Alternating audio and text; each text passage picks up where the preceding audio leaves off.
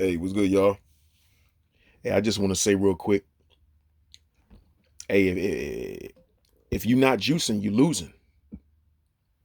Victor Conti, the infamous Victor Conti. Those was his words. If you're not juicing, you losing. So I just want to say, man, uh, if you're not a cheater, and you believe in giving fighters a fair shade, and you would like a fair shade as a fighter, there is no reasoning, there is no explanation, there is no excuse as to why um, you would be mingling and wanting to deal with people who are known for cheating, especially specializing in untraceable PEDs. If you're not a cheater, why do you deal with people like that? That doesn't. I'm not just talking about Terrence Crawford or whoever else. I'm talking about the guys who are with Victor Conti now, who have yet to pop dirty, and they're not gonna pop dirty unless somebody gets pissed off behind the scenes and want you to become dirty. Like I have this nagging suspicion about Alicia Bumgarner. She get to talking shit about these big wigs, just like Errol Spence did, just like Deontay Wilder did, and then you see shortly after bad shit happened to him. Now y'all can call it a coincidence or whatever. Well, how many fucking coincidences do y'all need? I mean, coincidences that um uh like similarly mirror each other. How, five, six, how many? I mean, damn, I thought a coincidence was like something that happened like every now and then. You know what I'm saying? Like, how can shit happen so frequently and still be viewed as fucking a coincidence? I don't understand that. You can't be happy for a victory if you can't explain why y'all's so-called fake champion is dealing with drug cheaters.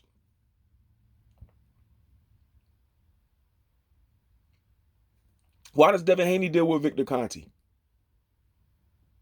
Why does Caleb Plant deal with Victor Conti?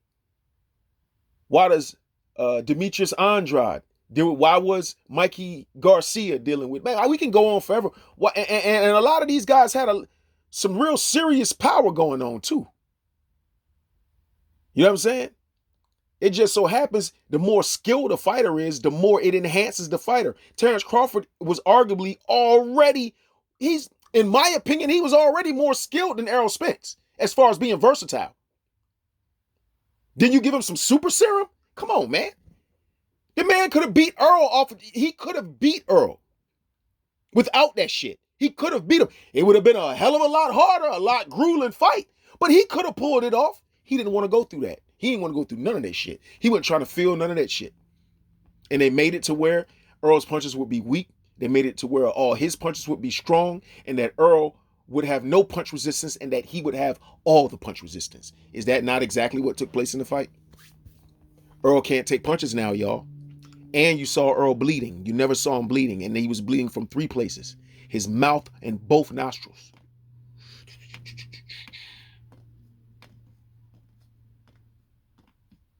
And his ears looked like they were swole up, like somebody pump air in them or something. It's just weird. He said it's gonna be a one-side ass whipping. It's almost like, like I said, people want to talk this shit about, Mo 3, him having to throw the fight and all of this shit, man. He could have. Why he ain't throw the Ugas fight? Mo 3 was dead, already dead then when he fought Ugas. You know what I mean? Why you gotta throw something from somebody, and these niggas? Come on, man. That don't even make no sense. Why would you have to throw a fight? Let's say he did have something to do with what happened to Mo 3. Let's say he did. Let's just speculate or whatever, assume. It's alleged that Mo 3 was fucking with this man. This man is a professional boxer he's got to train for fights and have his mind right. You know what I'm saying? To prepare for these fights. And you got a motherfucker on the street, man, trying to play gangster and all this old weirdo shit for dumb reasons, whatever reasons, just because he don't like who you hanging around. You hanging around niggas that he don't like, so he want to fuck with you, or maybe do something to you, or whatever he was doing. It allegedly caused Earl to flip his Ferrari, going like 90 miles a fucking hour and be ejected from his vehicle. What he's supposed to do? He happened to survive that. So what are you supposed to do after that? You supposed to heal up and then take the chance of a nigga possibly running down on you again and shit being worse the next time? Or do you get rid of the problem? I'm not understanding people, man. Like, how is that supposed to be some type of karma, or like, it's a stand your ground state. You not, and anyway, I mean, even though that's not an instance where, it happened at the like it was a spur of the moment thing where somebody pull out or something because they feel threatened, it was premeditated. But at the same time, I mean, right is right, is wrong. You motherfuckers just let somebody try to kill you. If you got the means to get rid of that motherfucker, you got kids and shit, bro. You got parents and all that shit. Motherfuckers might know where they stay. You gonna just let that, bro? I don't understand that. But anyway, to hell with that. I don't even understand y'all's notion with that shit. Y'all act like Mo 3 was a saint, was a good person or something. Fuck you mean R.I.P. Mo 3? I don't get it. Wasn't he on demon time? What you mean R.I.P. Mo 3? R.I.P. King Von too, right? Another demon? Like, y'all weird, man. I don't get that shit. That's supposed to be, y'all just be jealous of motherfuckers, man, and be wanting to see people lose, yo. Because that shit don't even make no kind of sense. It don't make no kind of sense. Deontay Wilder, he didn't stay on code like Radio Raheem. Radio Raheem, he stays on code to coon status daily. You know what I'm saying? I mean, to the best of his ability. You know what I'm saying? I can't think right off the top of a guy more coonier than Radio Raheem. Not even Stephen A. Smith. Not, and then, it's close, but nah. Just this guy Radio Raheem's on a different level. Then he start acting like he don't know nothing about slavery and don't know what Deontay Wilder's talking about. Why not? Did you see his face? Look at his face. Yo, just like Deontay Wilder said, he knew exactly what he was talking about, but he knows to stay on code. He's a fucking coward. It's a lot of cowards running around here that know and see shit, and they not gonna say nothing about it. And it's most of these goddamn big channels on YouTube. These niggas is cowards, man. And they lack integrity. You can't trust none of these motherfuckers that chose to say something about Alicia Baumgartner, but not say something about Terrence Crawford's freakish performance. I'm telling you, man. These dudes ain't shit, man. They're bad people. You know what I'm saying? They got bad spirits. I'm not, bro. Anybody that side with money, you aside with money over your fucking integrity, you ain't shit. You ain't shit. You ain't shit. You ain't shit. You know what I'm saying? That shit is crazy, man. It's just like, so if money's that important, a motherfucker could pay you, if you a heterosexual male, to poke one of them boys in the booty hole. If you like money that much, you will put aside your integrity, man, and you will do that. For the right amount of money, you niggas would do that. I know you would, if you haven't already. Ain't no way in the fuck you telling me that you any different, and you nothing like me, because, hey, I don't tell nobody. Like, subscribe, share, or donate. That separates me. Just that alone separates me from all you motherfuckers, except for a few that don't ask either.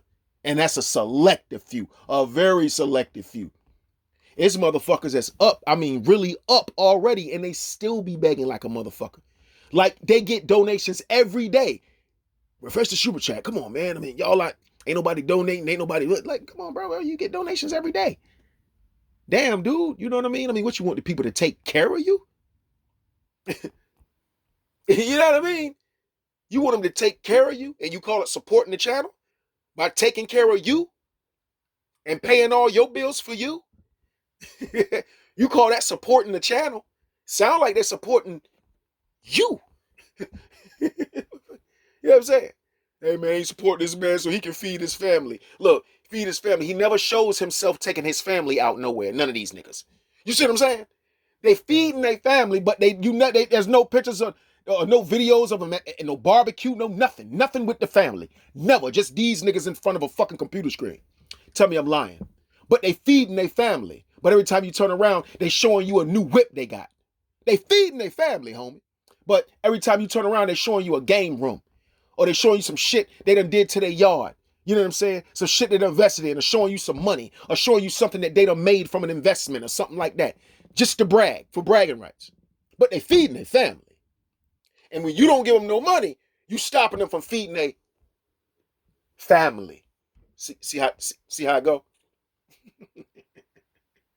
See the manipulation tactic? Gotta pay attention to the words, man. And these dudes, they don't like a nigga like me, man, because they know I expose them. And plus, I've accepted death as a part of life.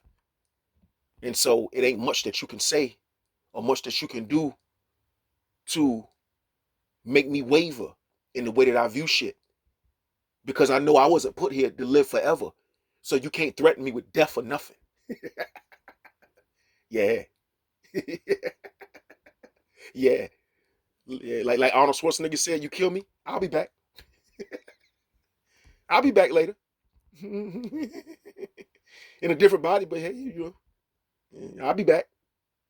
So, you know what, those scare tactics and the tactics that you use on cowardly motherfuckers that's afraid of their own shadow, none of that shit work with me, homie.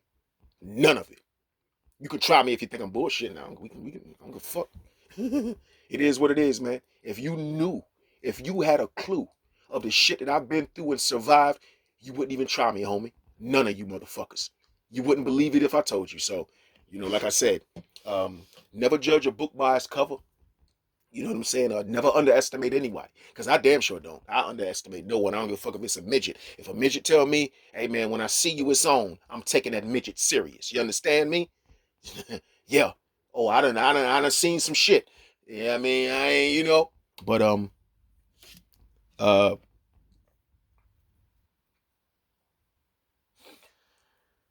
yeah, man.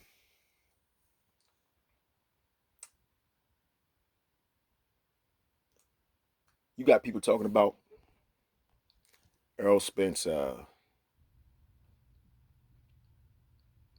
He set everybody. He set the fans up, or he knew that he was going to have to throw the fight or whatever the situation was. I don't really believe that.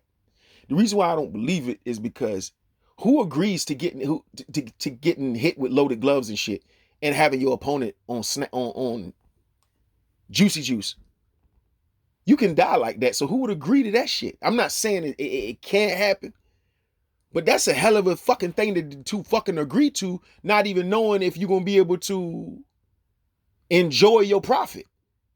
You know what I'm saying? Enjoy your reward. Man, one bad shot, man, can change your life. One wrong punch can change a fighter's life, man. You can't ask Gerald McClellan. You can't ask him properly. I don't even think he can comprehend you if you were to ask him. And it was suspicions behind what's his name?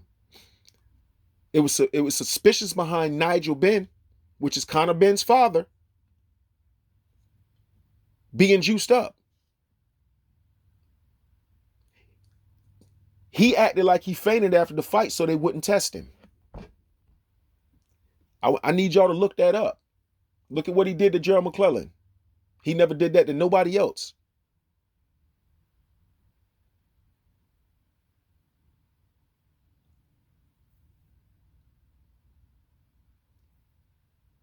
If a person can live with themselves after they know that they did that to a person, telling you, man, these dudes is cool with fake victories and everything like that. And I don't know the inside scoop of the shit, but I know this. Earl didn't look right. If Earl, who the fuck gonna purposely get high or put something in their system that's going to have them high, knowingly, and willingly put that in their system after going through all of that shit to get something you've been wanting all this time. You finally got it, it's here, now you're going to fuck it up by putting something in your system purposely? Come on, man, y'all got to think, man. If something was in his system, man, I'm pretty sure he didn't put it there. If something was in his system, somebody drugged the brother. You know what I'm saying? If something was in there. It makes no sense, bro. To get high purposely in the biggest fight of your career. Come on, man. Just think about some of the shit y'all saying, yo. If the man was high, somebody got him high. Whatever was in the water he was drinking, whatever's in something, if he was high. Because other than that, man, come on, man. You just to say I'm gonna let this man beat me all up, man, it's just kind of that's I don't know, man. That's kind of far-fetched. That's real far-fetched. From what I could see, it looked like he was getting hurt by everything that Terrence Crawford was throwing. Everything. Every and any punch, you name it. He was getting. I even seen him get hurt with some body shots, man. Get hit with body shots. You ain't never seen the man bleeding. You ain't never seen him lumped up like that. Now you seen him with some bruises and shit, like the Sean Porter fight. Some of after the Ugas fight, not like you would have thought. But the most marks I seen him was honestly the Sean Porter fight. You know what I'm saying? When I seen him most marked up. He was bleeding in none of those fights, man. He never bled. Never. What, 27, 28 fights? No bleeding. Never. No bleeding. He fights a guy that's coming up from 135 pounds, and this guy dismantles his face. But nothing to see here, people. Because not only does he dismantle his face, but he drops him in the second round. Something that he's never done to any other fighter. You know what I'm saying? Like I say, once again, I go off of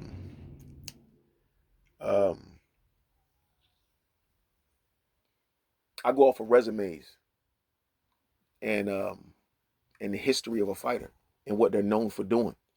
And when a fighter does something out of the ordinary, I'm not going to turn a blind eye to it, especially when I know how this fighter fights. Anybody who does that is not a fan of boxing, man. You are not a fan of boxing. You are a fan of a fighter, and you are horrible for the sport of boxing, man.